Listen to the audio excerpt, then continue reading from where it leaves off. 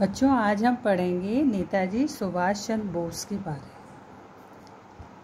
जैसा कि आप सभी जानते हैं कि ये बहुत बड़े स्वतंत्रता सेनानी थे, जिन्होंने हमारे देश हिंदुस्तान को आज़ाद कराने में बहुत बड़ा सहयोग दिया।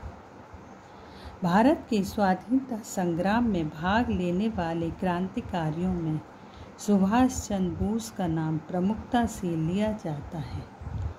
प्रस्तुत पाठ में सुभाष चंद्र बोस जी के जीवन का संक्षिप्त परिचय दिया गया है। कुछ दशक पहले भारत अंग्रेजों के अधीन था।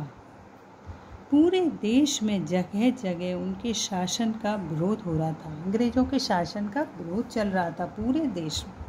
हर कोई अपनी गुलामी को दूर भगाना चाहता था और स्वतंत्र रहना चाहता था।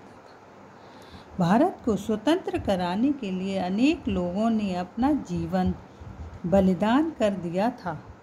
सुभाष चंद्र बोस उनमें से ही एक थे, जिन्होंने अपना जीवन हमारे देश की आज़ादी के लिए बलिदान कर दिया। हमें कभी नहीं भूलना चाहिए। सुभाष चंद्र बोस का जन्म कटक में 23 जनवरी सन 1897 को हुआ था। यह स्थान अब ओडिशा राज्य में है। उनके पिता सरकारी वकील थे।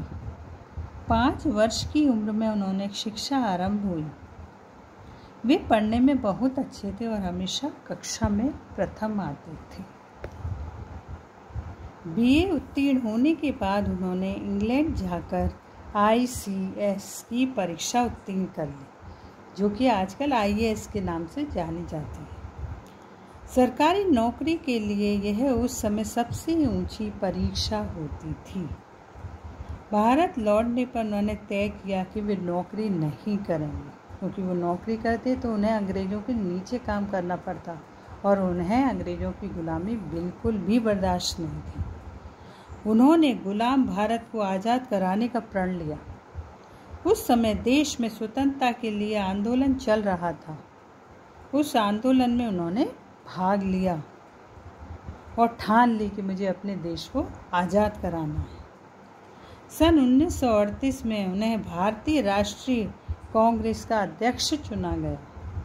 अप्रैल सन 1939 में उन्होंने इस पद से इस्तीफा दे दिया और फॉरवर्ड ब्लॉक नामक दल की स्थापना की। सन 1939 में द्वितीय विश्व युद्ध छिड़ गया था।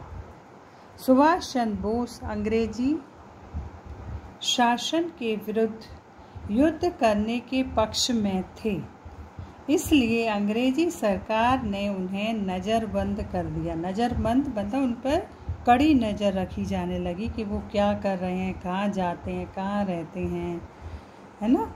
ये सब उन पर नज़र रखने लगी, तो फिर वो अपने क्रियाकलापों को अच्छे से अंजाम नहीं दे पा रहे थे देश में रहते हुए। तो सुभाष चंद्र बोस ने सोचा कि देश को आज़ाद कराने के लिए देश से बाहर जाकर संघर्ष करना होगा। तो वो अपना देश छोड़कर चले गए अपने देश को आज़ाद कराने के लिए। तो फिर उन्होंने काबुली पठान के वेश में उन्होंने अपना वेश बदला और एक पठान का रूप रख के पुलिस से बचते हुए वे अफ़गानिस्तान पहुँचे। वहाँ से जर्मनी गए और फिर जापान गए। जापान से वे बर्मा, म्यांमार, जो आजकल बर्मा का दूसरा नाम है, आए, जहाँ उन्होंने भारतीय सैनिकों के सहयोग से बनी आज़ाद हिंद फौज का नेतृत्व किया। उन्होंने दिल्ली चलो का नारा दिया और जवानों से कहा, तुम मुझे खून दो, मैं तुम्हें आज़ादी दूंगा।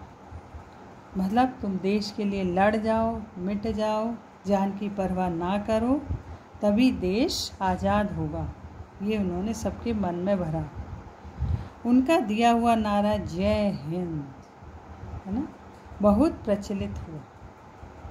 देशवासी उन्हें नेताजी कहकर पुकारते